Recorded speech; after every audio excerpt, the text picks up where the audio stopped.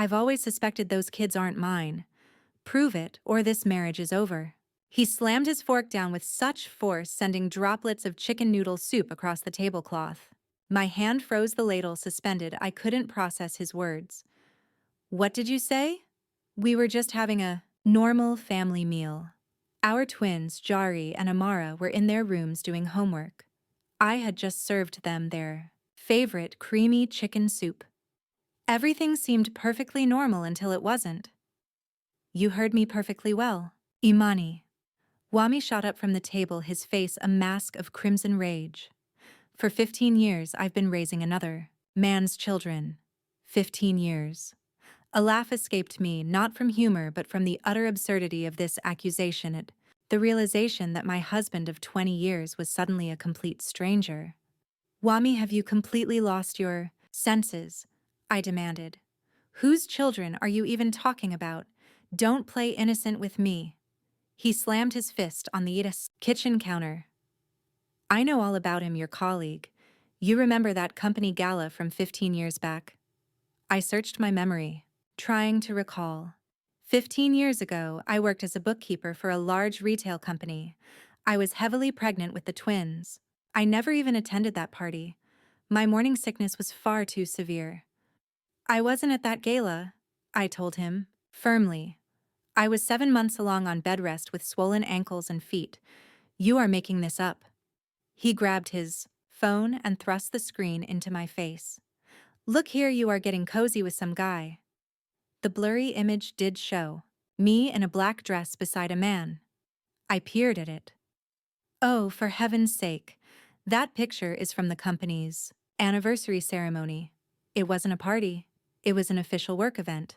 The man beside me is Mr. Cecil Dubois, our senior accountant. I was being given an award for my years of service. We were simply posing next to one another for a group picture. That's Mr. Dubois. He was 58 years old back then. In the photo, he's handing me a certificate. Precisely, Dubois. I know it all." A raw, blistering heat began to build inside me. It wasn't pain or confusion, just pure, unadulterated rage. "You know something, my dear." I set the ladle down, slowly wiping my hands on a kitchen towel. "Let's schedule that DNA test for first thing tomorrow, and when the results prove what an utter fool you've been, you will be on your knees begging me to forgive you." "A fool," he sneered. "We will soon see who the real fool is. Mom, Dad." Amara stood in the doorway, her face pale and her eyes wide with fright. "What's going on? Why are you two shouting?" Jari was just behind her, his own fists tightly clenched. "My poor boy. These things always seem to hit sons harder." "It's all right, sweetheart." I managed a strained smile. "It's just a talk. Go on and finish your work. We're not children." Jari took a step forward, his voice tense. "Dad, why are you yelling at Mom?" Wami glanced at his son, and I saw a coldness there that was deeply unsettling. It wasn't love or affection, but a distant, analytical gaze. It was as though he was looking at Jari for the very first time. "Go to your room," Wami ordered softly. "This doesn't concern you." "It is my business." Jari's face flushed a deep crimson. "This is my family." "Jari, please," I begged, pulling both children into a hug. "Go. Honestly, it's all right. By tomorrow, this will all be sorted out." I led them back to their room and shut the door. Amara gripped my hand. "Mom, are you and Dad getting a divorce?" "No, sweetie. No." I gently stroked her long, dark brown hair, so much like my own. "Sometimes adults have disagreements. It's nothing important." I returned to the kitchen. Wami stood, facing the window with his back toward me. "You want a test?" "Fine, you'll have it," I said icily. "But be warned, when the truth is revealed, I'll need an explanation for this madness. Who has been poisoning your thoughts?" He offered no response. That night, we occupied separate rooms. I lay awake staring at the ceiling, replaying it all. 20 years of our marriage. 20 long years. We first met when I was 21. He was a mechanical engineer just out of community college. He pursued me for 6 months before I finally agreed to go out with him. We dated for another year. Then we had the wedding. Small, yet so joyful. I remember how ecstatic we were when we learned about the twins. He embraced me weeping from happiness. We chose their names, set up the nursery, and bought 2 of everything. He attended every single ultrasound holding my hand whenever I felt any pain. The delivery was very difficult. It was a C-section. Something had gone wrong. I hemorrhaged. They hurried me to the recovery room. I recall only brief moments. The white ceiling, harsh lights, doctors' voices, and then blackness. When I woke, almost 24 hours had gone by. Wami was sitting right beside me, clutching my hand with tears rolling down his face. "I thought I lost you," he whispered. I was absolutely terrified. Then they brought me our babies, 2 little bundles, Giari and Amara. They were so tiny, so completely helpless. I pressed them to me and vowed I'd do anything to ensure their happiness. I have upheld that vow for 14 years. 14 years of being their mother. Waking up at night for crying babies, tending to colds, and chauffeuring them to dance classes and basketball games, assisting with homework past midnight, worrying about bad grades, and comforting them. After quarrels with classmates, I knew them completely. Amara's favorite color is crimson. Giari despises grits. Amara has a fear of the dark. Jari dreams of being a game developer. And now my husband, the father to these children, was alleging they weren't his, that I had been unfaithful. I rose at 3 a.m., unable to remain there a moment longer. I made a cup of tea, sat in the pitch-black kitchen, and finally let myself weep silently so that nobody would hear. The next morning, I arranged an appointment at a medical facility for the DNA test. Wami insisted that we all go together. I observed, his expression in the car, stone-faced, impenetrable. When did he change so drastically? Or have I just been oblivious? At the clinic, a young lab technician met us, a kind woman wearing cornrows. "Please step inside. The procedure is quite simple and totally painless. We will take a swab from inside the cheek of each family member." "Every single one," Wami double-checked. "Yes, you, your wife, and both your children for the biological verification." Jari and Amara sat next to me, looking tense. Took their hands. "It will be okay," I whispered reassuringly. "It's simply a formality." The technician worked with quick precision, swabbing the inside of each of our cheeks with a sterile applicator. First Wami, then me, and then the children. She sealed the samples and labeled the vials. "Results will be available in 5 days. We will send an email alert. You can get them in person or check them online." 5 days. We coexisted like strangers under the same roof. He slept on the couch in the living room. I cooked, I cleaned, helped the children with school, pretending all was normal, but Jerry and Amara could sense the change. Kids always see everything. "Mom," Amara began one day over the sink, "Dad is upset with you." "No, my love. He's just under a lot of pressure at work." "That's not true," she stated coolly. "You say that whenever you're hiding something. Tell me the truth. Dad is angry with you, and he looks at Giari and me strangely, as if he doesn't even like us." I hugged my daughter close. So mature for a 14-year-old. So clever and perceptive. "This will all be over soon, I swear it." Then, on the 5th day, the message came through. "Your analysis is complete. Please come to the center to collect the report." We went together, the kids left behind at the house. The technician with the cornrows was gone. We were met by an older man in a crisp white coat. "I'm Dr. Elijah Vance, the geneticist," he said, introducing himself. "Please sit down." I took a seat. Kwame stayed on his feet, arms folded tightly across his chest. "So," Dr. Vance started, opening up a folder. "It appears we have a rather unusual situation." "What kind of unusual?" Kwame demanded, taking a step closer. "Just tell me, are my children or not?" The doctor's gaze shifted from him to me. His expression was a peculiar mixture of pity and bewilderment. "Mr. Jones, I really suggest you take a seat," he urged. "I'm better standing, now just say it." "Very well."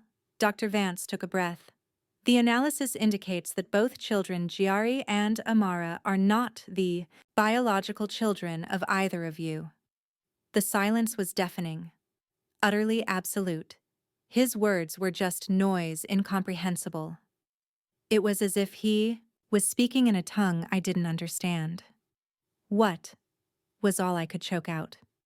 "The children share no genetic connection to you or your husband," the doctor reiterated with deliberate slowness. "Cases like this are exceedingly rare. I've been at this for 30 years, and I have never once seen anything like it." "That's absurd." Kwame yanked the folder out of his hands. "This is impossible. Your lab made an error." "We ran the tests 3 times," the doctor stated calmly.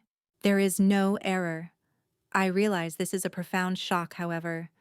But they came from my body." I shot up from my chair. "I carried them for 9 whole months. I endured the labor. How could they possibly not be mine?" The doctor's eyes filled with genuine compassion. "The sole explanation I can offer is a potential switch at the hospital, or more specifically, the birthing center you used. According to your paperwork, delivery was at a private facility, the Providence Birthing Center." I just nodded, unable to form words. "It's conceivable that an error was made in identifying the infants after birth. It happens, though, exceptionally rarely, particularly with multiple births occurring simultaneously if the infants had a similar weight and were the same gender." "This is insane," Kwame said again. "It's complete madness, Imani. They botched the tests. We're going to a different lab." "You are certainly free to seek a second opinion," the doctor agreed. "However, the outcome will not change. All the data regarding the loci and genetic markers are documented here. Scientifically, it's irrefutable. There are 0 matches on any marker." I walked out of the office, completely stunned, my legs barely holding me up. Kwame held my elbow, the first contact we'd had in 5 days. "It's a mistake," he kept muttering. "It must be a mistake." In the car, we sat in a heavy silence for about 10 minutes. "I gave birth to them." I whispered, the words catching in my throat. "I remember everything. The C-section, the recovery room, and then they brought them to me. So impossibly small." "Hold on," he said, turning to me, his face ashen. "You mentioned the recovery room. You were not with the children for nearly a whole day. But that's not right. I was hemorrhaging. So where were they during that time?" "In the nursery, where they're monitored for the first 24 hours. And in that window of time, they might have..." He left the thought hanging. I stared at him, the realization dawning slowly, painfully, like a blade twisting in my stomach. "Switched." I finished his sentence. "You believe they were switched back then?" "I don't know." He slammed the steering wheel. "I can't make sense of any of this. It's a nightmare." I clutched his arm. "If this is real, if they were truly switched, then where are our biological children? Where are they?" He met my gaze, his eyes reflecting the same terror as mine. "And who have we been raising for 14 years, he added quietly. I was speechless. A lump formed in my throat. No, it was a stone. I couldn't even breathe. "We have to go home," I choked out. "We need to think to figure out our next move." We drove on in silence. I stared out the window, consumed by the sheer absurdity of the situation. Just yesterday morning, I was certain the test would prove Wami was paranoid and foolish, confirming the children were ours. I was prepared for his apology, for a massive argument for absolutely anything, but not this. Not the revelation that my children were not my own. "No, hold on. They are mine. I'm the one who raised them. I am their mother. Biology doesn't change that. But if the doctor was correct, and if somewhere out there our biological children exist, then what? Back at home, Jari and Amara. We're on the couch before the TV, a perfectly normal scene. Jari was absorbed in a console game while Amara was scrolling through her phone. I studied them, wondering how I'd never seen it before. The truth is, they don't resemble us very much. Jari's hair is a light sandy brown, while Wami and I both have dark coily hair. Amara's eyes are green. Ours are dark brown. But I had always attributed it to genetics from our grandparents. My grandmother had lighter hair and Wami's father had gray-green eyes. Then Jari tore his gaze from the screen. Is Dad satisfied now, or are there more tests? He spoke, with a defiant tone in his voice. My sweet boy was attempting to protect me.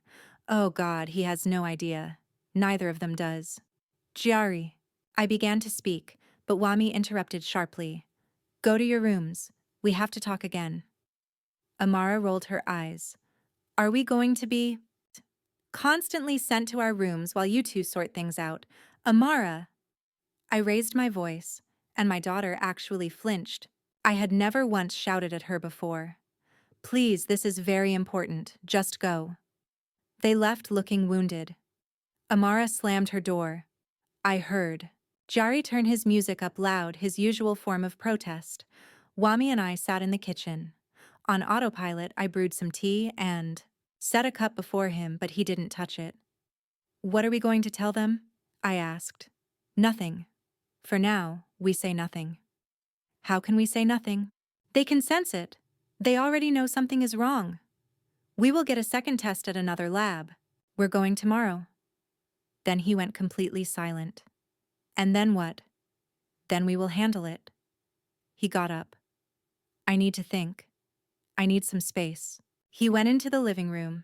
I remained in the kitchen, my gaze fixed on the cooling tea and the dirty dishes piled in the sink. The refrigerator covered with the kids' drawings and school schedules. My entire family, my whole life, everything I spent 14 years building. And now it was all falling apart because a nurse 14 years ago could have mixed up the tags on the newborns. If this is real, if it's not, a mistake at the lab. I buried my face in my hands. Not now. I can't break down here. The children are just nearby. He couldn't see me this way. I rose, emptied the tea, scrubbed the dishes, cleaned the table. Routine, soothing motions. My hands moved on autopilot as my mind reeled from the revelation. The following day, we made the drive to a different facility on the far side of town. It was the same process: cotton swabs, sterile tubes. A 1-week wait for answers. Rushing the test cost double, but I'd have paid triple the price to learn the truth faster. That entire week crawled by, like an eternity. Sleep wouldn't come. Food was tasteless. Each glance at Jari and Amara brought the awful thought. What if this is real? What if they belong to someone else? Then I would instantly despise myself. No, they are not strangers. They are my children. 14 years is no mere joke. It is a whole life. He became even more remote. He barely spoke to the kids arriving late and leaving early. My questions were met with one-word answers. I realized I was starting to despise him for initiating this, for allowing his suspicions to tear our family apart.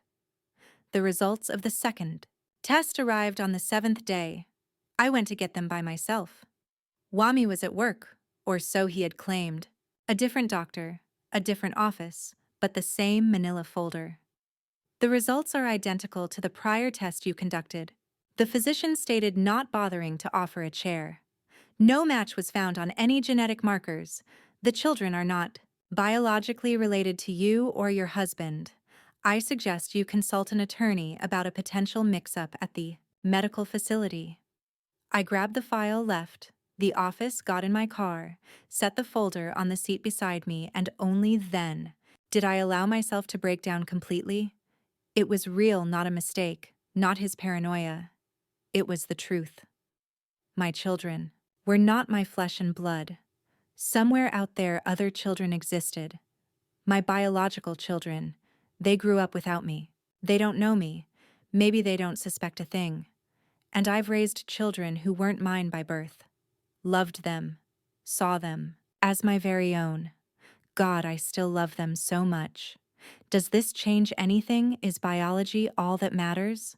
Or are the 14 years we have lived as a family the most important thing? I dried my eyes, ignited the engine, and headed for home.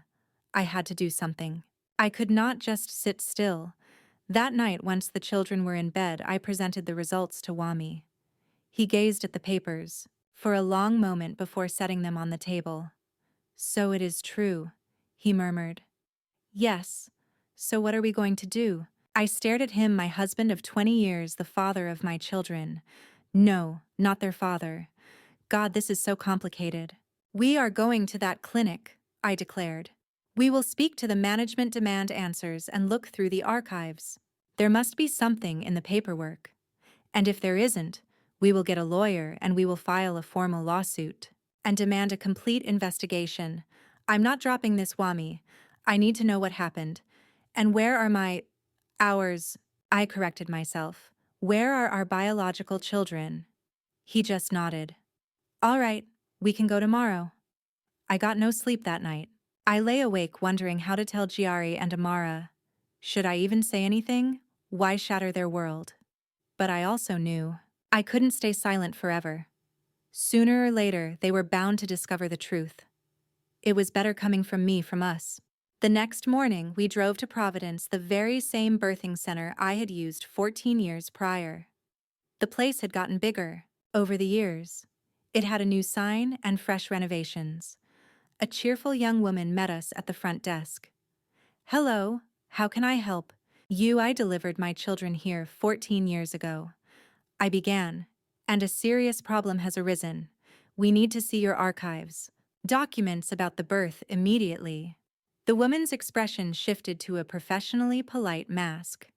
I understand, but gaining access to our records requires specific documentation.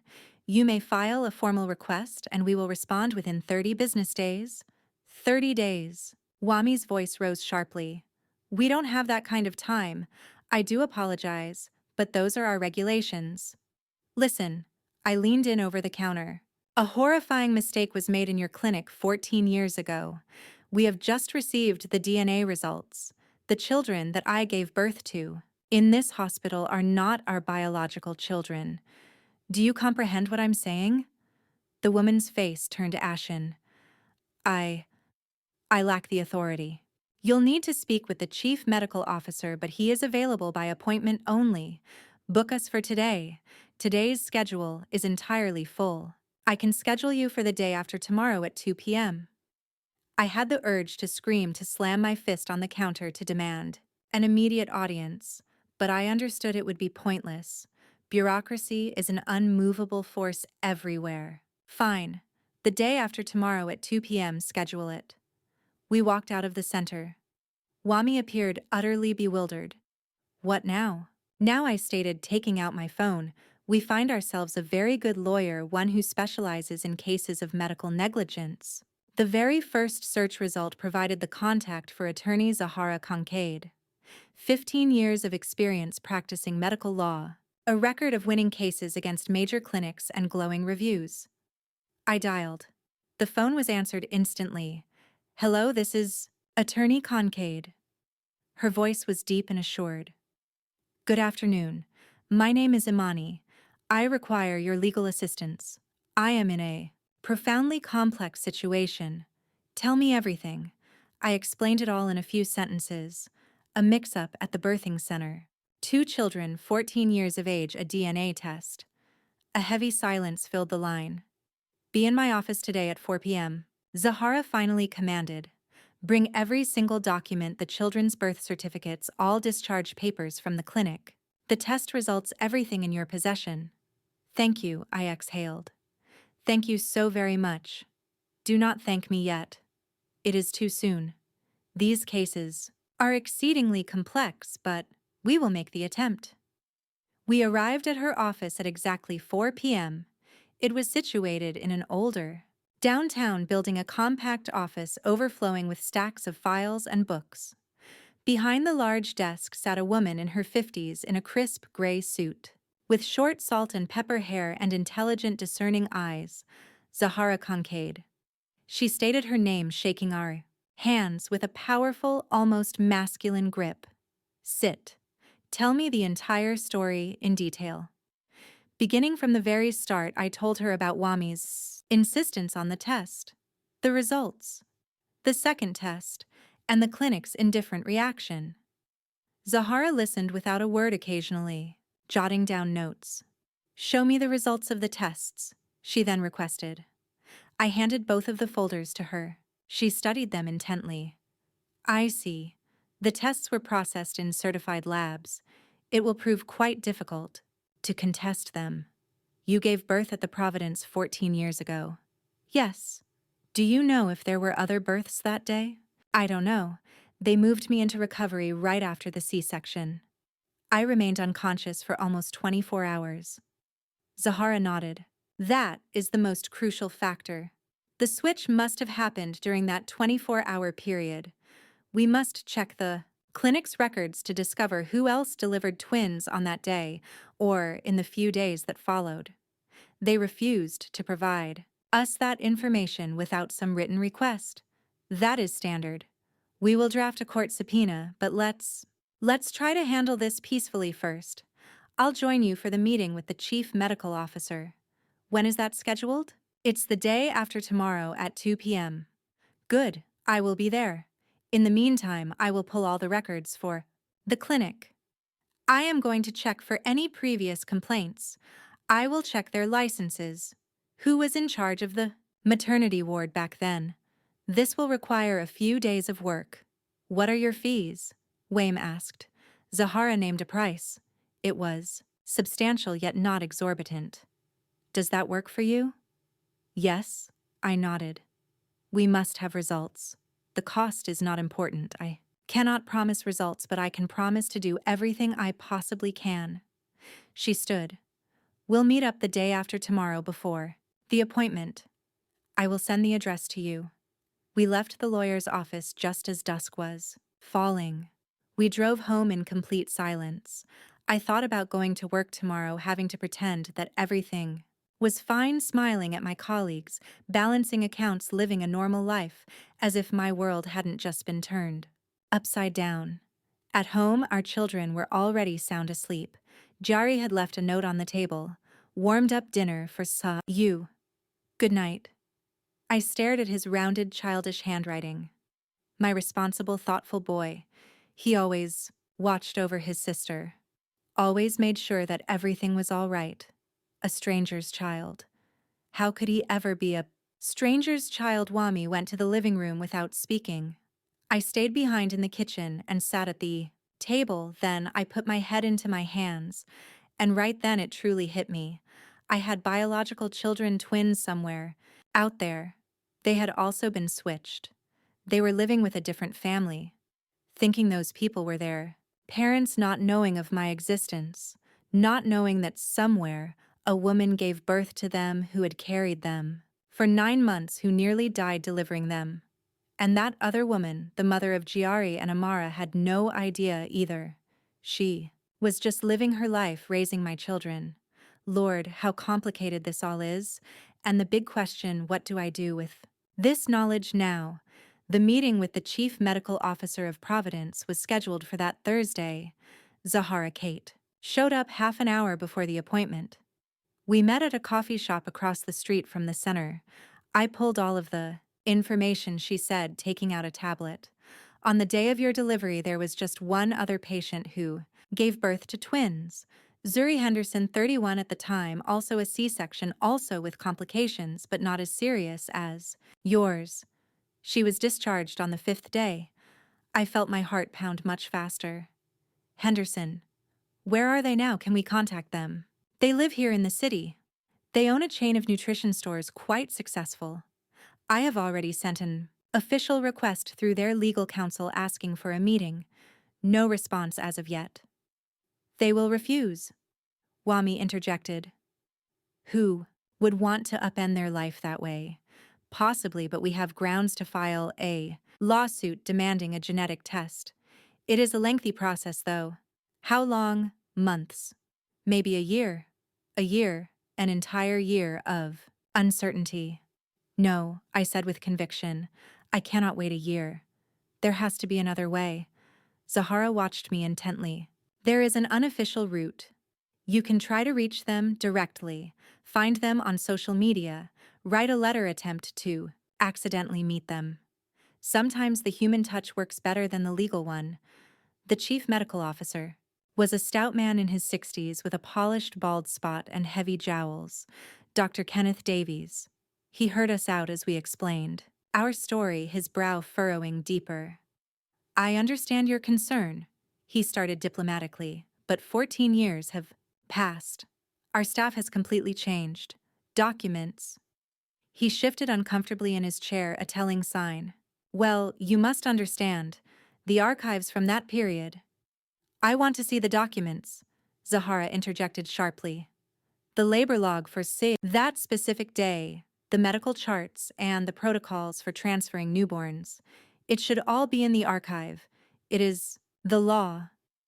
Of course. Of course, Dr. Davies stammered, fidgeting. But that would need an official request from a court, or the prosecutor's office. Fine. Zahara agreed with a curt nod. Then we'll proceed by filing a complaint with the DA's office, demanding a full investigation and pursuing a lawsuit for emotional damages. I imagine the financial sum will be quite substantial. A child mix-up is a grave offense. The doctor's face lost all color. Let's not leap to conclusions. It is quite possible there was a lab error with your test. These things can happen. We had the test performed at 2 separate laboratories, I stated harshly. The results are identical. There is no mistake. Nevertheless, he spread his hands in a gesture of helplessness. You see, even if we assume a switch happened that was 14 years ago, most of our staff from then are no longer with the clinic. The nurse who delivered your babies? What was her name? Zahara interjected her question sharp. Nurse Era Brooks. He paused. Regrettably, she passed away 5 years ago. How convenient, the lawyer remarked, dryly. And the other nurses, the neonatologists. Someone else must have been in the maternity ward that night. I will review the documents and provide a list, but I am promising nothing. We departed his office 40 minutes later with his vague promise of information within a week. He's stalling, Zahara stated flatly. Now they will start sanitizing everything they can, covering their tracks. It's standard procedure. So, what's our move? We act faster than they can. I'm filing that complaint with the DA today, and your job is to find the Hendersons. The faster we learn the truth, the better. That entire evening at home, I was glued to my phone. I managed to find Zuri Henderson's social media page. It was a private account, but her profile picture was public. It showed a well-maintained woman in her 40s donning costly sunglasses. Next to her stood a tall, athletic man, likely her husband, and 2 teenagers, a boy and a girl. I zoomed in on the photograph, scrutinizing the faces of the children. The girl had dark hair and delicate features. The boy was a freckled, reddish blonde. Which one is mine? Or could they both be? I composed a message to her, rewriting it 10 times before sending. Good evening, Zuri. My name is Amani. We both gave birth to twins at Providence on the same day 14 years ago. I have a very important matter I must discuss with you. Please get in touch. It concerns our children. No reply for a day, then 2, then 3. I was beginning to lose hope. Perhaps she doesn't read messages from strangers. Maybe I frightened her. Or perhaps she just ignored it entirely. In the meantime, Jari became more and more distant. He'd come home late, smelling of a perfume that wasn't my own. I never asked. I didn't even care. My whole world had narrowed to a single focus, uncovering the truth. Jari and Amara could sense the tension. One afternoon, my daughter asked me plainly, "Mom, is this all because of that test?" Yes. Are the results incorrect? I couldn't bring myself to lie. Yes, my love. There's an issue with the results, but I am investigating it. We're going to sort all of this out soon. And what happens then? She gazed at me with those serious green eyes. Are you and Dad going to get divorced? I'm not sure. It's possible. Is it because of us? No. I pulled her into a hug. No, sweetheart, it's not because of you. Don't ever think that. This is just a very complicated problem for adults, but it has absolutely nothing to do with you and Giari. She nodded, though I could tell. She didn't really believe me. On the 5th day, I received a response from Zuri Henderson. It was brief. Let's meet. Tomorrow afternoon at 3. The Aroma Cafe on Fulton Street. I got there 20 minutes ahead of time, ordered a coffee I never touched. I simply held the warm cup to give my hands something to do. Zuri arrived precisely at 3 o'clock, tall and slender in an expensive coat. I knew it was her from the photograph. Her eyes scanned the cafe located me and she approached my table. Imani. I appreciate you agreeing to this meeting. She took the seat opposite me and removed her gloves. I noticed her hands were trembling. At first I was going to ignore your message, she admitted quietly. But I realized I couldn't because I already know. We had our own test performed. I gasped. When was that? About 2 months ago. Zuri buried her face in her hands. My God, I still can't process this. Please tell me. She drew a deep breath. Our daughter, Aaliyah, is 14 years old. She bears no resemblance to me or my husband. Not in her looks, not in her temperament. She has this dark brown hair and very dark eyes. Both Jay-Z and I have light hair. His eyes are blue and mine are gray. We just always wrote it off as some throwback gene from our grandparents. But Aaliyah is so introverted and quiet. She loves reading and prefers to stay home. Our son Asante is the total opposite. He's active, athletic, an absolute spitting image of his father. So you decided on a test. Jay-Z was the one who decided. He had his doubts. Kept implying that maybe I had been unfaithful. It was so insulting. I agreed to do the test just to prove he was wrong. And then, when the results came in, she trailed off. Aaliyah isn't your biological daughter. I finished her sentence. Yes, and Asante is ours. So only the girl was switched. Just one of our twins. And I knew instantly that it had to have happened at the birthing center. I also had complications. They had to take me from the babies for several hours. When I finally came back, they just brought me 2 little infants. I was in such a terrible state I hardly even looked at them.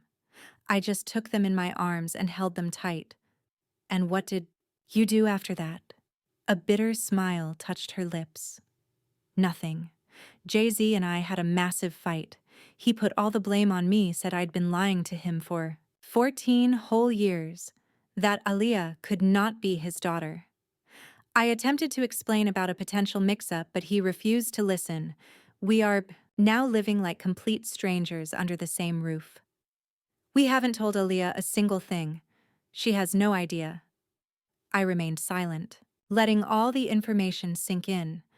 Zuri, I delivered twins on that very same day in that same clinic, a boy and a girl named Giari and Amara. And our DNA test revealed that neither of them is the biological child of my husband or me. Zuri just stared at me, her eyes wide with shock. So what you're suggesting is, I'm saying it's highly likely the girls were switched at birth.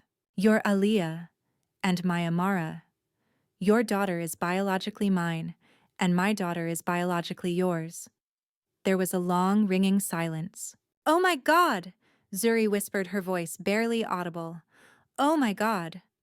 We have to do a cross-test, I insisted. We must test all 4 of the children. Then we'll know the absolute truth. I can't do it. She shook her head frantically. Jay-Z will never agree to it. He refuses to even hear about this. Zuri, please, listen to me. Your biological daughter is out there growing up somewhere else. She believes that I am her mother. And the daughter you've been raising, she's my blood. We can't just pretend this didn't happen. What do you suggest?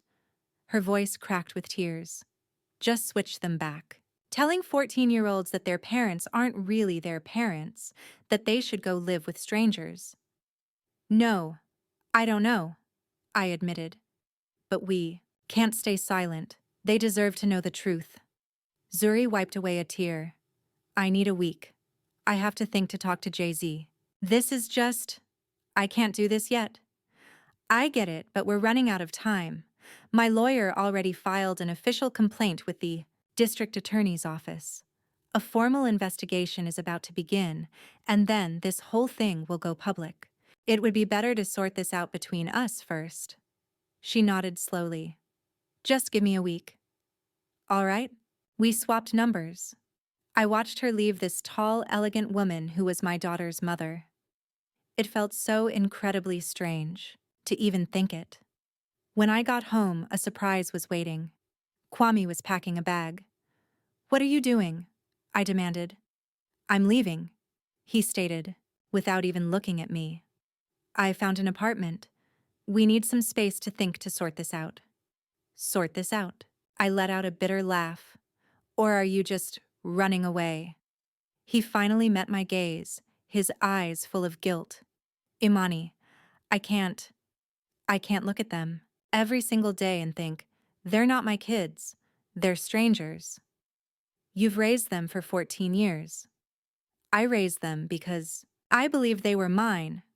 He carelessly threw a shirt in his bag. But they aren't. Can't you understand that there's no blood connection? I am nothing to them. You're their father. It doesn't matter what some DNA test says. You were there when they took their very first steps. You're the one who taught Giari to ride a bike. You drove Amara to dance class. That is everything. It meant nothing. It was all just a lie. It wasn't a lie. It was a life. It was our life. He zipped the bag shut. I just need time. Wait. I grabbed his arm. Is there another person? Yes. Some other woman. His silence was a confession, and it was all the answer I needed. Nala, I stated, naming his coworker from marketing. Don't say her name like that. Oh, I shouldn't say her name like that. I released his arm. So you're not just walking out on your children, you're also cheating on me. Bravo. You're a real hero. We were over long before any of this, he murmured. We just hadn't admitted it yet. No. I shook my head firmly. You ended things.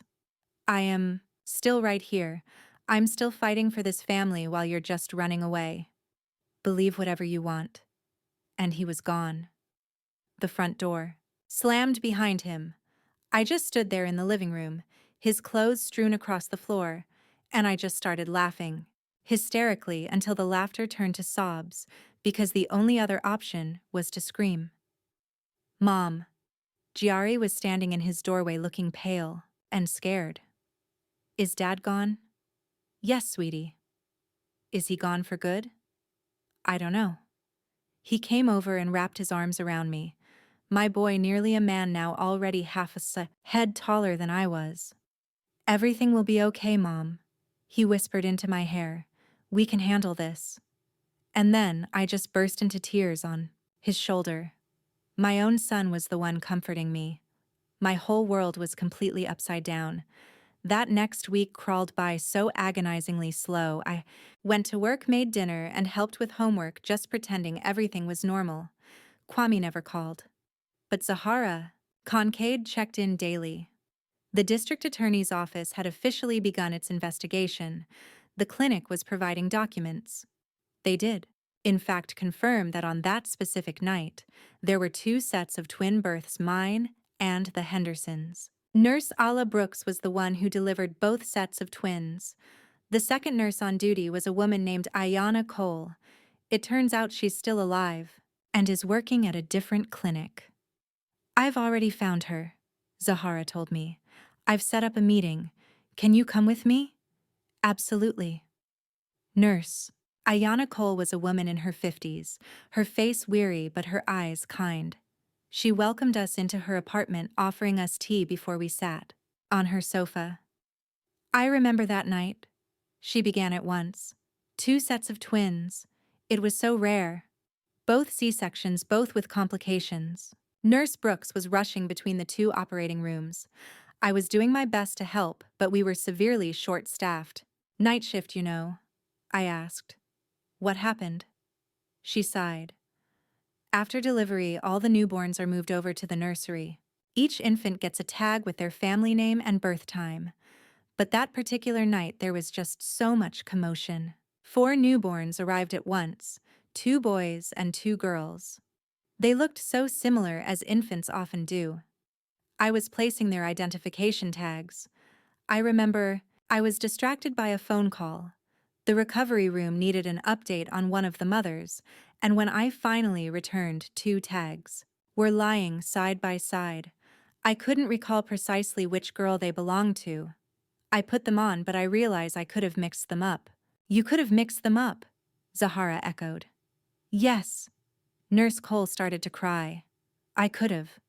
Lord, I have lived with this guilt for so many years. I never knew if I should speak up. Nurse Brooks just told me not to worry about it, that the babies were healthy and the parents were happy, but it just ate at me. Then Nurse Brooks passed away and I was left all alone with this secret. Why were you silent? I demanded, standing up as my hands shook. 14 years. We've lived in the dark for 14 years. I was afraid, she whispered. Scared I would be fired, scared of a lawsuit. I have a family, a mortgage. I just couldn't risk losing my job. Zahara placed a hand on my shoulder. Amani, calm down. Nurse Cole, are you willing to provide an official testimony? Yes. She nodded. Yes, I must.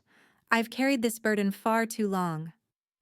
We departed an hour later and I was just barely holding it together. For all this time I had hoped it was just a mistake that the children were truly mine, but now there wasn't any doubt left. The switch had occurred. The following day, Zuri called. I told Jay-Z we want to test all 4 of the children. Let's meet. We met at the same lab I did the first test. This time, there were a total of 8 of us. Me, Kwame, he decided to come after all. Zuri, Jay-Z, and all 4 children. Giari and Amara eyed Asante and Alia with open curiosity. Teenagers always know when something huge is happening. Mom, Amara whispered quietly. Why are we here? Who are these people? I'll explain later, sweetie. Please be patient. The actual procedure took just 10 minutes. It was cheek swabs, tubes, labels. The doctor promised our results in 3 days. For 3 days, I didn't sleep or eat. I walked around like a complete zombie. Giari and Amara were afraid to ask, sensing I was on the verge of my breaking point.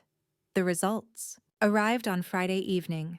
Zahara Konsenkade came to our home herself. Zuri was right there with her. We sat at the kitchen table. The children were in their rooms. Read this, Zahara instructed, handing me the document. I started to read, but the letters blurred before my eyes. The genetic analysis showed the following results. Jari is the biological son of Imani and Kwame. Asante is the biological son of Zuri and Jay-Z. It states Amara is the biological daughter of Zuri and Jay-Z, and Aliyah is the biological daughter of Imani and Kwame. I looked up to meet Zuri's gaze.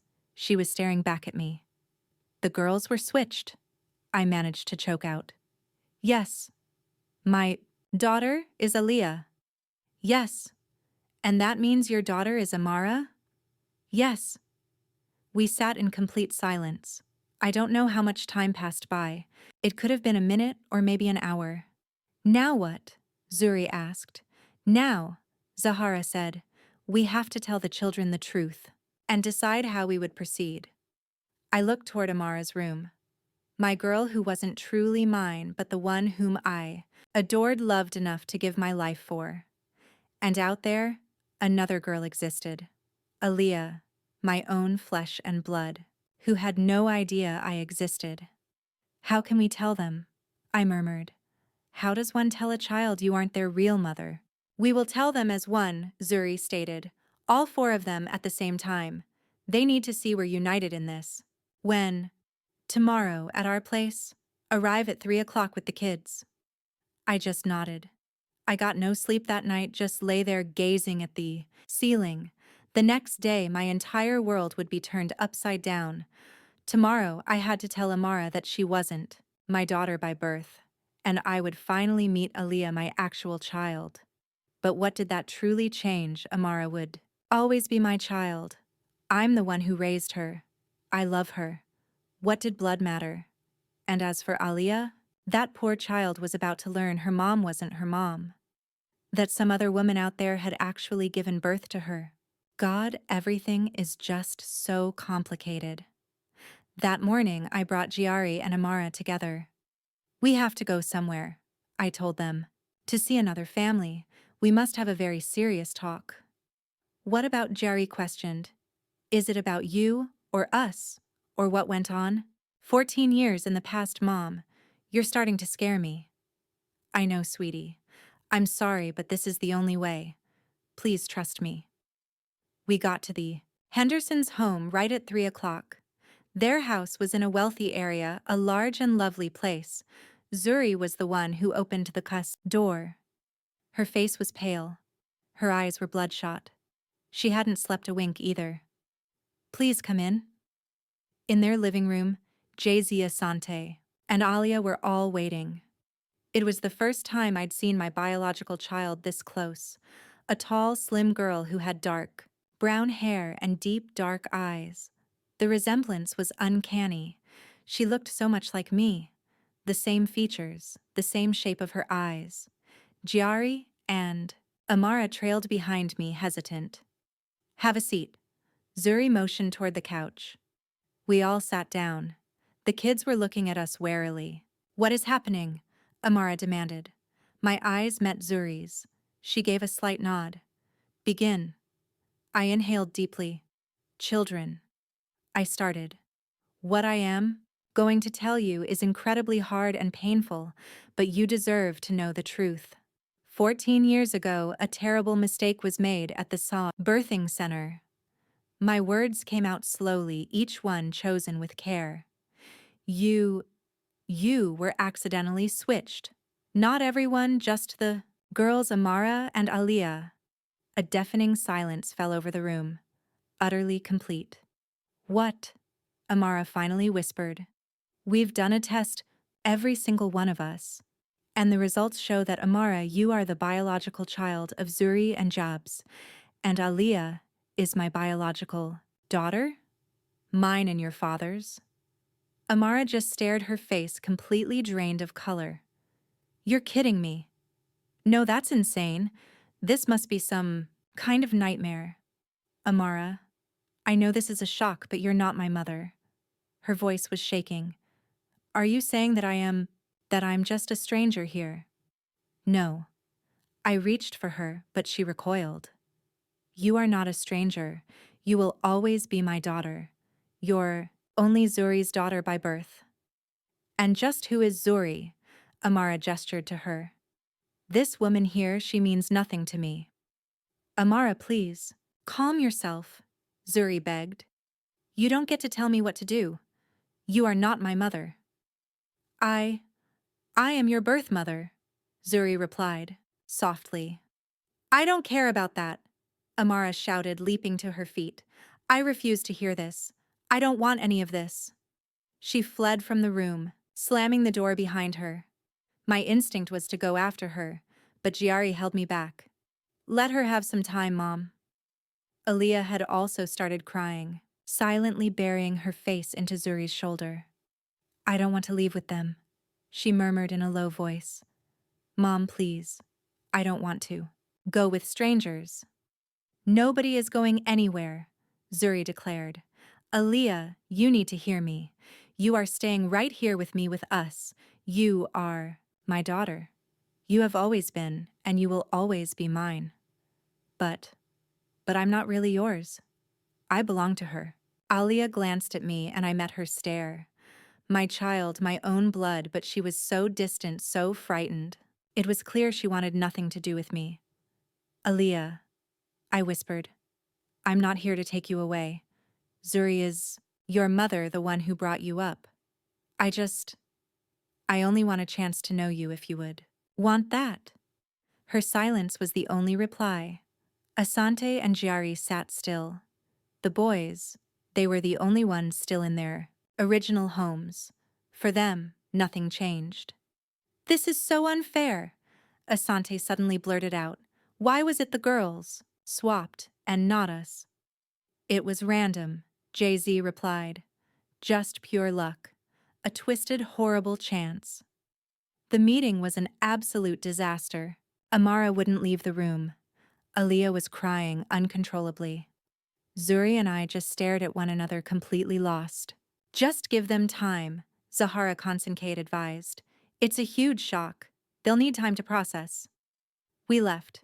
In the car, Amara was completely silent, gazing out the window. I attempted to speak with her, but she refused to respond.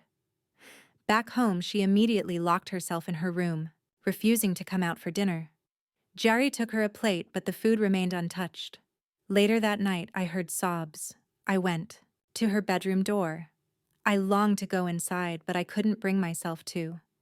I just stood there hearing the girl who was no longer my own crying her heart out. The following days were absolute torture. Amara refused to talk to me, giving only one-word answers, avoiding eye contact. I could see the look on her face hurt pain and confusion, as if I were the one who betrayed her. Jari attempted to be the peacemaker, speaking to his sister, trying to explain that I was also a victim and it wasn't my fault. But Amara refused to hear it. A week passed. How are the children? Amara still won't speak to me. Giari is managing. Since when do you care? Amani, please don't start. Don't? I laughed bitterly. You left us when we needed you the most. You ran straight to your other woman, and now you have the nerve to ask about the kids. I need to see them? Fine, the door is unlocked. Arrived the following day. Giari gave him a hug. Amara refused to even leave her room. Amara, Kwame pleaded, please just come out. I don't want to see you, she screamed from her room. Sweetheart, we really need to talk. We have nothing to discuss. You are not my dad anymore, so why should I talk to you? He went pale, staring at me. She thinks I'm not her father anymore. And what do you believe? I asked sharply. You walked out. You claimed you couldn't look at strange kids. I didn't mean it that way. Yes, you absolutely did. He left after 30 minutes, still unable to speak a word to Amara. Zahara Konsenkade was preparing our lawsuit against the hospital. We were demanding damages for emotional distress, a very substantial sum, an admission of the switch plus a formal apology. This process will take a long time, she warned us. Months, possibly a year. The hospital will fight back with expensive lawyers, but we have the nurse's sworn statement. We have the DNA evidence. We will prevail. And if we have any trouble, we will still win. Her confidence was unshakable. This case is airtight. Zuri called me daily asking about Amara, updating me on Aliyah. She's not talking to us either, Zuri said, sounding exhausted. She has just withdrawn into herself. Jay-Z tries speaking with her, but she offers only silence. I am so afraid we're losing her. They just need time. But how much more time? A week, a month, even a year. When will they stop despising us? They don't despise you. They're just afraid their lives are changing, that they'll be sent away to another family. But we're not planning that. They just don't realize it. They are teenagers. For them, any change feels like a disaster. I suggested another meeting. Both families, all of us together.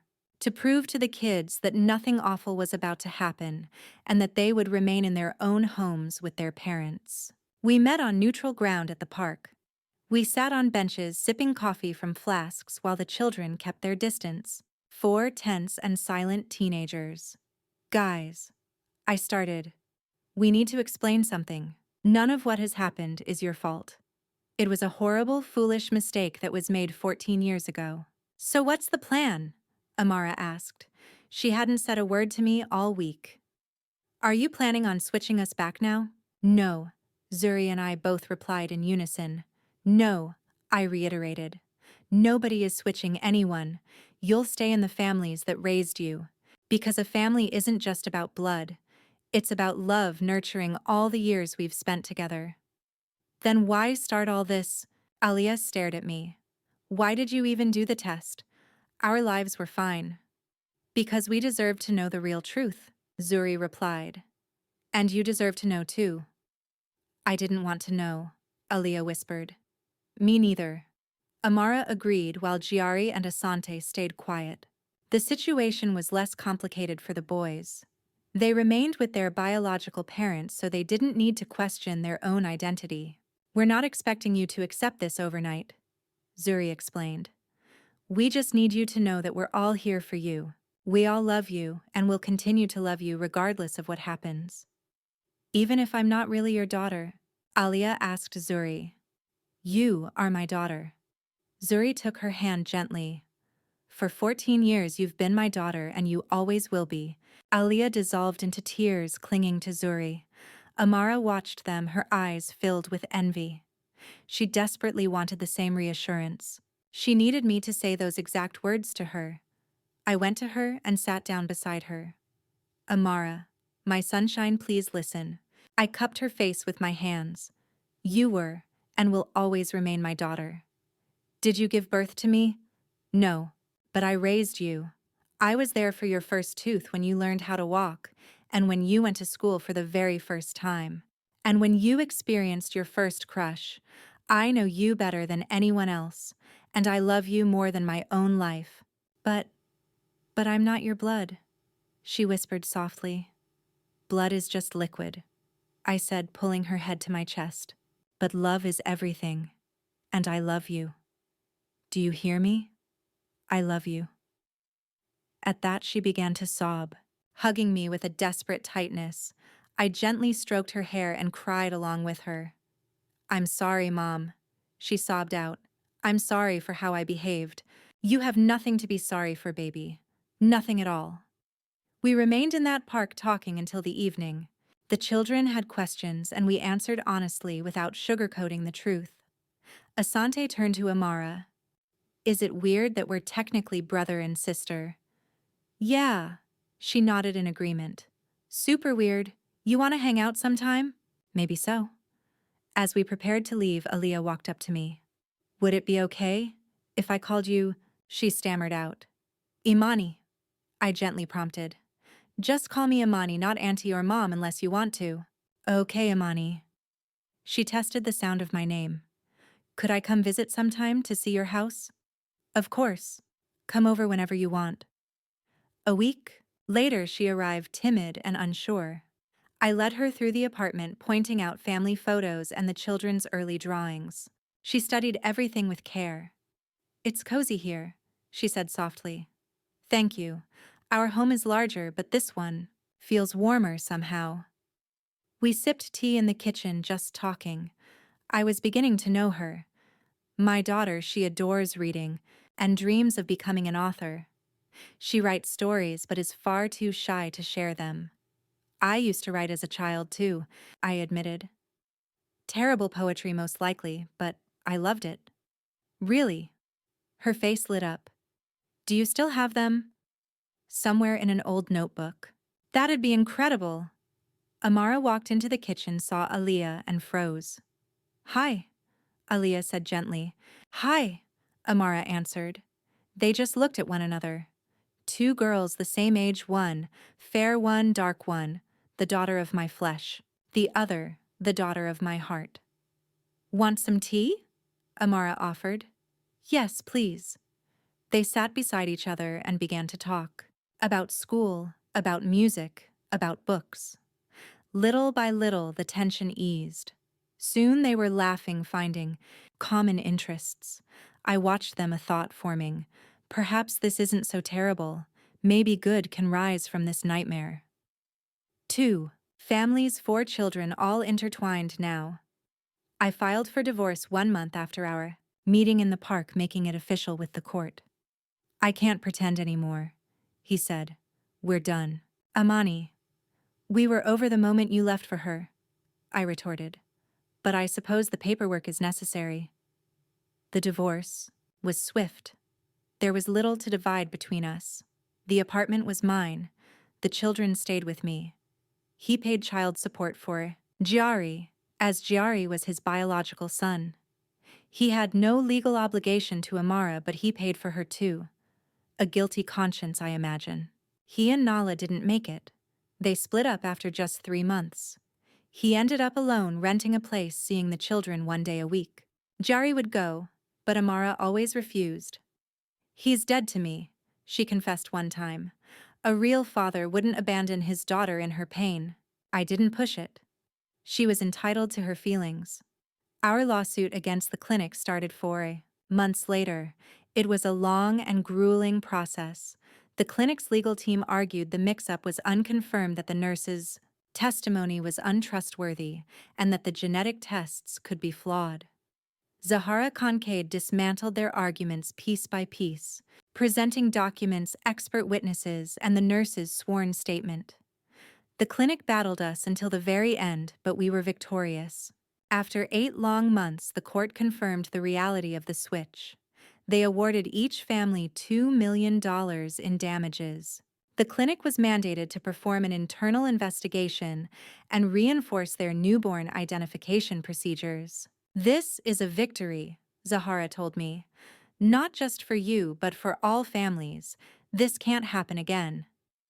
I set aside the money for the children's futures, Jari for game development, Amara for professional dance school, and Aliyah for the literary courses that she had requested.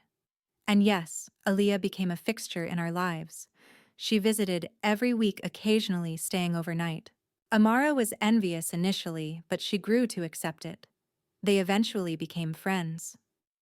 "It feels strange," Amara admitted one day. "It feels as though I have 2 families now, the one that raised me and my biological one." "They are both real," I gently corrected. "No, only one is real, the one where I feel loved, and that's with you." Zuri also became a friend, a very close one. We spoke on the phone every day, discussing the children's issues and joys. She told me of Aliyah. I told her of Amara. You see, she once told me, "I'm thankful for this turn of events." It sounds peculiar, I know, but had it not been for the mix-up, I would have never really known Aliyah. Her profoundness, her inner beauty. I would have simply been raising a child who wasn't mine without a second thought. But now I treasure each moment with her. "Me too," I confessed. "I am so grateful. For Amara, for Aliyah, and for you, for weathering this storm together. We survived. Indeed we did. 1 year went by. We put together a combined picnic. Both of our families, Zurijab's, Asante, Aliyah, myself, Giari, and Amara. Kwame was absent. Nobody had invited him.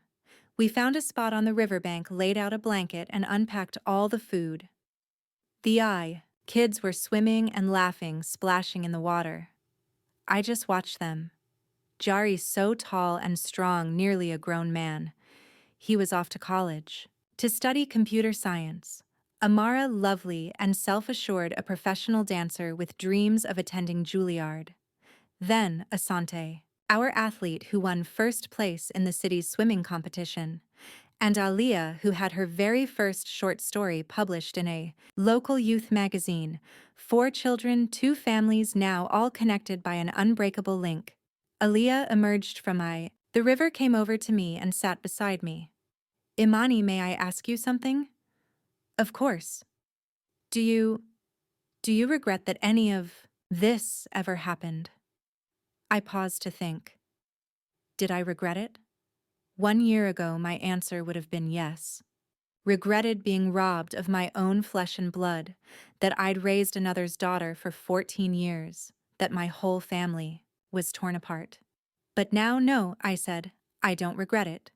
Because through all this, I was able to get to know you, and I came to understand that being a mother isn't about biology. It's about love. Amara is my daughter for eternity. DNA doesn't change that. And you've grown dear to my heart in a special way. "Can I call you Mom?" she asked quietly. Not to replace Mom Zuri, of course, but like having a second mom. I would have two mothers. I gasped softly. You can, if that's what you want. I want to. And she hugged me. Mom. Just then, Amara came out from the water, saw us, and smiled. She came over, embracing me from my other side. Is this a group hug I wasn't invited to? She teased. Come join us, Aaliyah laughed. They both held me.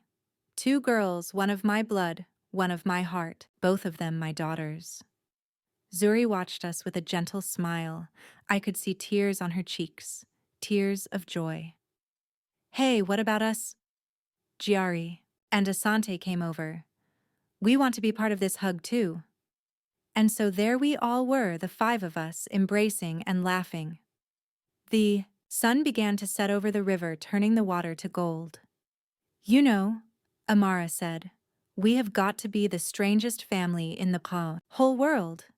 But also the coolest, Asante chimed in. I agree. Aaliyah nodded. Giari simply smiled. Later that evening, as everyone was getting ready to leave, Zuri stayed behind. Thank you, she said to me. What for? For raising my daughter so wonderfully. Amara is an incredible young woman. That is all because of you. You raised Aaliyah, I answered. My sensitive, smart, and talented daughter. That's you. We held each other for a long time. Two women, two mothers who had both lost so much and yet gained everything. We got through it, Zuri whispered. Yes, we did. I arrived home quite late. The children were already asleep, Giari in his room and Amara in hers. I quietly checked in on my daughter. She was fast asleep, clutching the old teddy bear I gave her for her second birthday. I gently pulled up her blanket and kissed her on the forehead. Good night, my sweet girl, I whispered softly. I sat in the kitchen, made some tea, and gazed out the window at the city lights. Just 1 year ago, my entire world had collapsed. I learned my children weren't mine, my husband had betrayed me, and that I had lived a lie for 14 years. But I soon realized this was not an end. It was a new beginning. The start of a new life. A more truthful, more aware life. I no longer have a husband, but I have my children. 3 of them, Giari, Amara, and Alia. All 3 are mine in their own special ways, but mine. I have a friend in Zuri, a woman who gets me like no one else, because she has traveled the exact same road. I have hope for the future, that it will all work out for the best. My phone buzzed, a message from Aaliyah.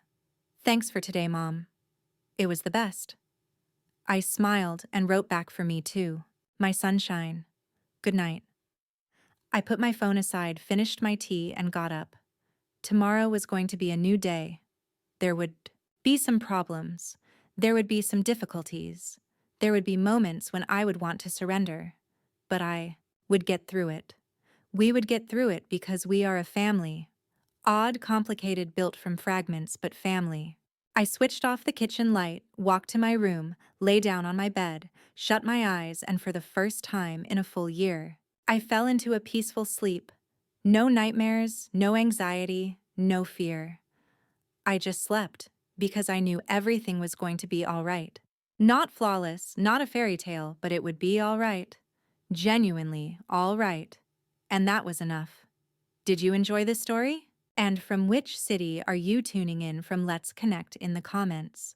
If you enjoyed the story, you can support me by sending a super thanks so I am able to bring you more stories like this. Thank you dearly for your wonderful support.